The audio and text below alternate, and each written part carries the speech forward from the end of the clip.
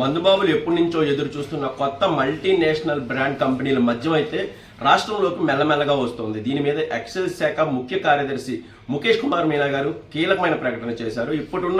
ఇప్పుడున్న ప్రస్తుతం మద్యం షాపుల్లో కానీ, ఇటు వైన్ షాపుల్లో కానీ, ఇటు వాకింగ్ షాపుల్లో కానీ ఉన్న మద్యం బ్రాండ్లను మెల్లమెల్లగా గ్రాడ్యువల్గా తగ్గిస్తూ కొత్త మల్టీనేషనల్ బ్రాండ్ల మద్యం అయితే తీసుకురాబోతున్నారు.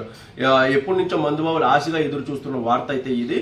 కొత్తగా మెల్లమెల్లగా రానున్నాయి. ఒకేసారి అయితే వచ్చే అవకాశాలు లేవు, కానీ ఇంకా కొత్త మద్యం విధానం అక్టోబర్ నుంచి మొదలవున్న వేళ మొత్తం అప్పటికి పూర్తి స్థాయిలో పాత మద్యం బ్రాండ్లన్నీ ఒక్కొక్కటిగా రానున్నాయి. ప్రస్తుతం అయితే ఐబీ ఇంపీరియల్ బ్లూ 60,000 కేసులు, అలాగే మెక్డోవాల్ 10,000 కేసుల్ని వైన్ షాపుల్లో అమ్ముతున్నట్లయితే ముఖేష్ కుమార్ మీనా గారు అయితే ప్రకటించారు. ఇది చాలా సంతోషకరమైన వార్త.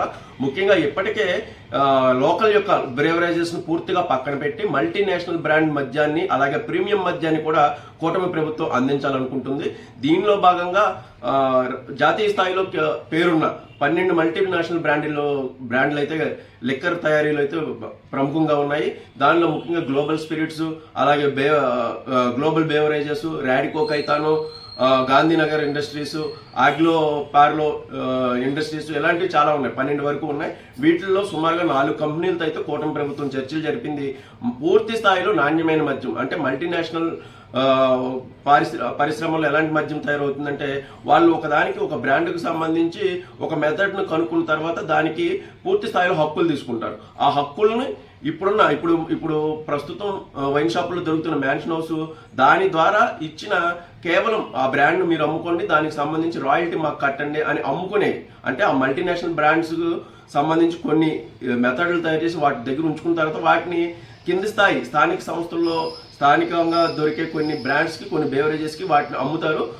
మా పేరును మీరు ఉపయోగించుకోండి, దానికి సంబంధించి రాయల్టీ మాకు కట్టండి, అంటే ఫ్రాంచైజీ లెక్క అనమాట.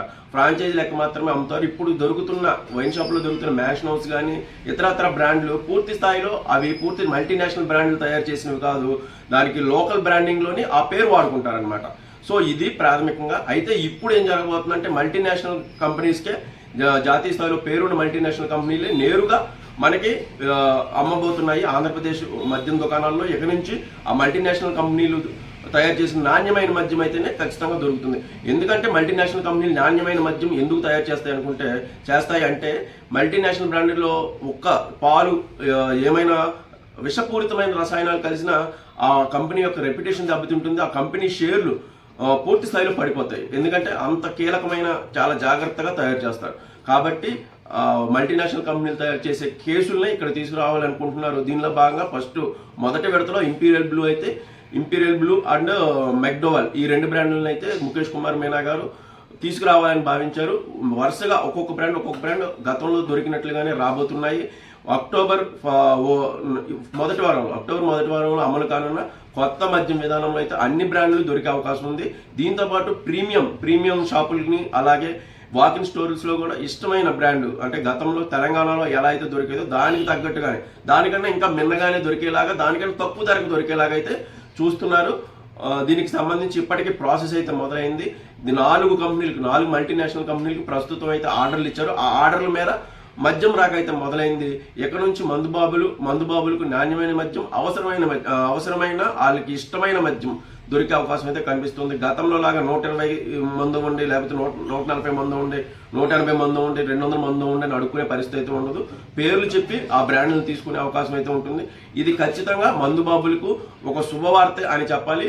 ఎందుకంటే మందుబాబులు సుమారుగా 60,000 మంది వరకు 19 నుంచి 20 మధ్య కాలంలో కల్తీ మద్యం తాగి చనిపోయినట్లయితే నివేదికలు వచ్చినాయి. ముఖ్యంగా కిడ్నీ, లివర్, అలాగే బ్రాంకైటిస్ సంబంధించిన ఎక్కువ వ్యాధులతో చనిపోయిన వాళ్ళు చాలా మంది ఉన్నారు. ఆ లెక్కలు కూడా చాలా భయంకరంగా ఉన్నాయి. సో ఇప్పుడు ఆ మరణాలకి అడ్డుకట్టపడే అవకాశం ఉంది. అలాగే మందుబాబుల ఆరోగ్యానికి సంబంధించి కూడా ఒక భరోసా ఇచ్చే విధంగా ఈ కొత్త మద్యం విధానం అయితే రానుంది. మెల్లమెల్లగా గ్రాడ్యువల్గా దింపడం వల్ల వచ్చే అక్టోబర్ మొదటి వారంకి అయితే పూర్తి స్థాయిలో వైన్ షాపుల్లో కొత్త మద్యం అయితే కనిపించనుంది. Thank you.